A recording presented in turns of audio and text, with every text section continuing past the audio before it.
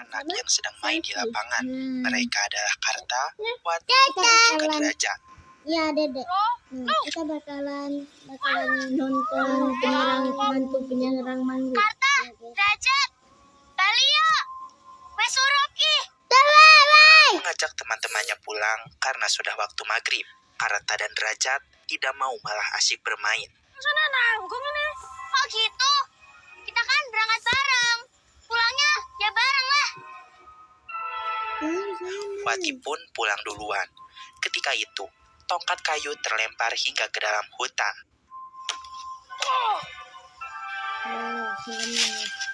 Kalian yang nonton jangan takut ya.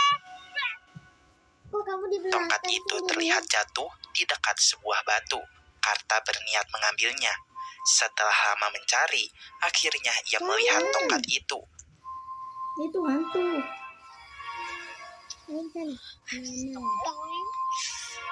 Oh my god, guys. Tanpa sengaja, tongkatnya tersenggol masuk ke dalam sebuah lubang. Karta memasukkan tangannya ke dalam lubang itu. Tiba-tiba saja, ada yang mencengkram tangannya hingga salah satu jarinya putus.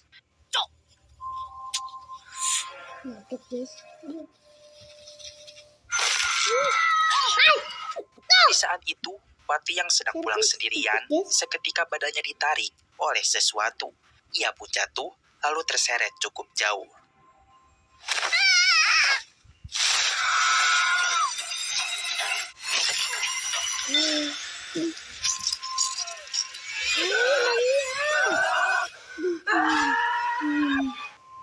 Kejadian itu pun menggemparkan warga desa. Pada akhirnya, Karta ditemukan selamat, sementara Derajat tewas. Wati sendiri menghilang, entah kemana. Sejak saat itu, warga desa semakin ketakutan berkeliaran rumah di waktu maghrib. 30 tahun kemudian, kita diperlihatkan kepada dua orang anak SLTP, yakni Saman dan Adi. Mereka terlihat buru-buru karena terlambat sekolah. Di tengah jalan, Adi menabrak orang gila. Pahit. Oh, gedang.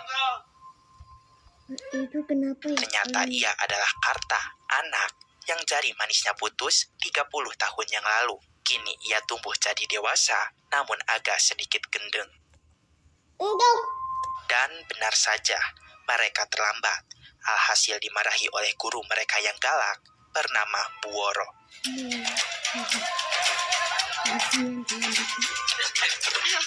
Sudah jam berapa ini? Mereka boleh masuk ke dalam kelas, tetapi sepulangnya sekolah, mereka harus menjalankan hukuman dulu. Hukumannya adalah menulis di papan tulis. Saya tidak akan terlambat lagi sampai barisan bawah. Ayu, teman sekelas, mengejek mereka saat itu. Ayu adalah murid teladan.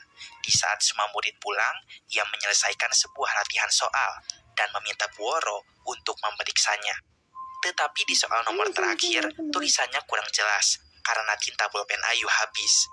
Buworo pun senang dengan murid seperti Ayu, rajin, disiplin, dan mau belajar. Ia pun memberikan pulpen baru sebagai hadiahnya. Ayu senang sekali akan hal itu. Oh my god, guys. Sebelum pulang, Ayu berbisik pada Saman jika tadi pagi ayahnya mencarinya. Oh, Tadi pagi kamu dicari papa. Saman seketika teringat jika ia lupa mengantarkan madu ke warung Pak Marto, yakni ayahnya Ayu. jangan ngobrol. Cepat, isi. Madu itu titipan dari kakaknya, yaitu Samiun, untuk dijual di warung Pak Marto, yang mana uang hasil penjualan madu itu dipakai untuk kehidupan sehari-hari keluarganya Saman.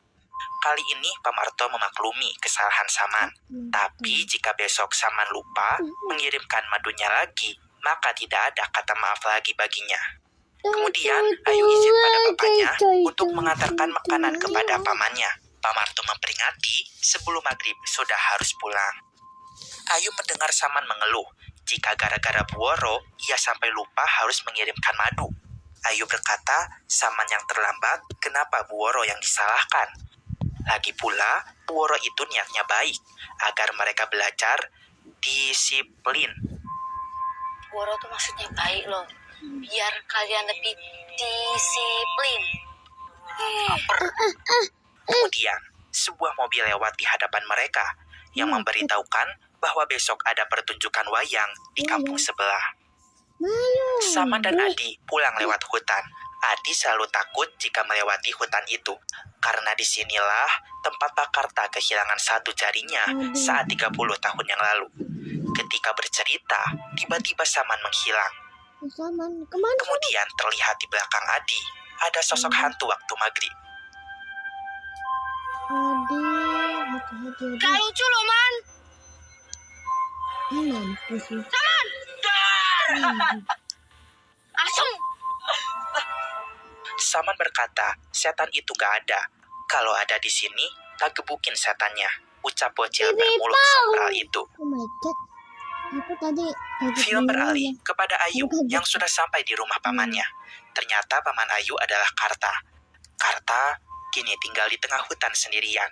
Ia lebih suka menyendiri daripada berbaur dengan warga desa. Maka dari itu, Ayu selalu mengirimkan makanan untuknya. Saat itu, karena sudah waktu maghrib, Karta menyuruh Ayu untuk pulang. Wes, balik. Selang surut. Balik. Balik.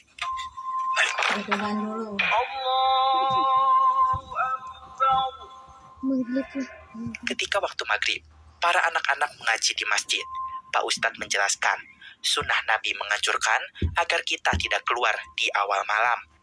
Atau bisa disebut waktu maghrib. Sunnah Nabi menganjurkan supaya kita tidak keluar di awal malam. Di waktu maghrib itu banyak setan-setan berkeliaran. Kemudian seorang anak bertanya, jika kita mau sholat ke masjid bagaimana? Itu adalah pertanyaan yang bagus. Ustadz menjawab, maka dari itu datanglah ke masjid lebih awal. Jika bisa sebelum azan. Selama menunggu waktu maghrib, kita bisa melakukan berbagai ibadah, seperti membaca Quran, zikir, dan lain sebagainya. Dengan itu pula, kita bisa sekalian berlatih disiplin. Intinya jangan keluar rumah di waktu maghrib, kecuali jika akan pergi ke masjid. Sementara itu, Saman tidak pergi mengaji karena harus mengurus ibunya yang menderita sakit stroke. Sang ibu hanya bisa terbaring di kasur, bahkan untuk makan pun Saman harus suapi. Kemudian, pintu terbuka dengan sendirinya.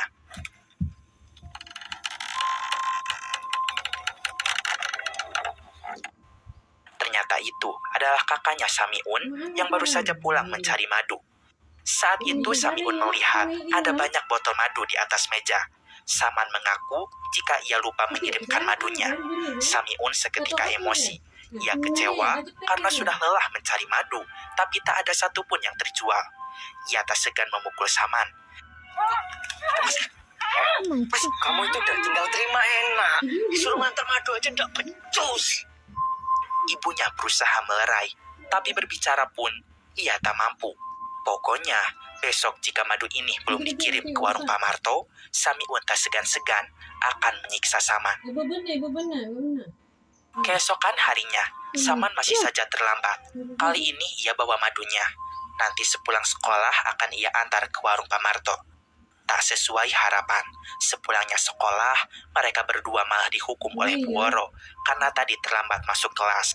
Saman memohon agar Bu Woro mengizinkannya mengantarkan madu ini dulu ke warung Pak Marto. Nanti jika sudah, ia akan balik lagi untuk bersih-bersih toilet.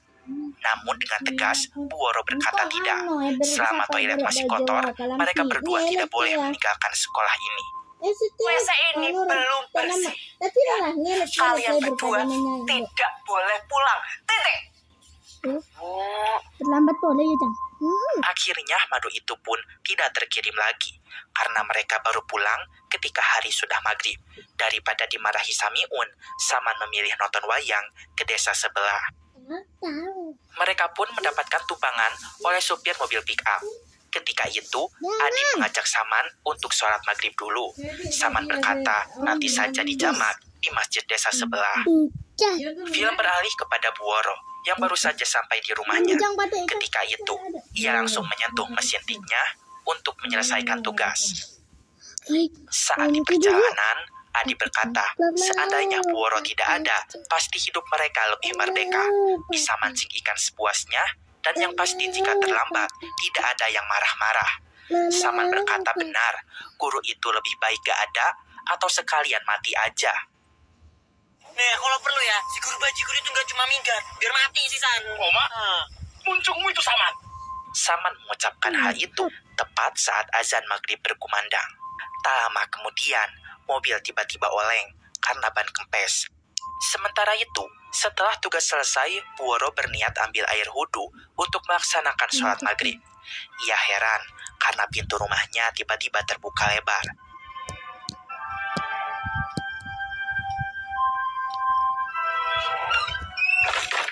Tutup lagi, pasti dikunci. Saat menuju WC, ia mendengar ketukan pintu. Puoro membuka pintu kembali, namun tidak ada siapa-siapa. Ketika Puoro berbalik badan, tiba-tiba pintu terbuka dengan sendirinya. Seketika, sosok setan waktu maghrib datang. Sumpah guys, aku takut banget. Ke dalam yuk, ke dalam. Ayo ke dalam. Apa kuning ya? Iya. Ayo. Oh, pemanggangan tapi ya. Iya. Mabar basu. Siap. Mabar obrol. Ayo. Pop. Ayo. Pop. Ayo. Ini kok tak main ada jempolnya setiap hari. Kenapa? Puoro pun disarang setan tersebut sampai akhirnya tewas. Enggak ada guys. Pop gue ya guys.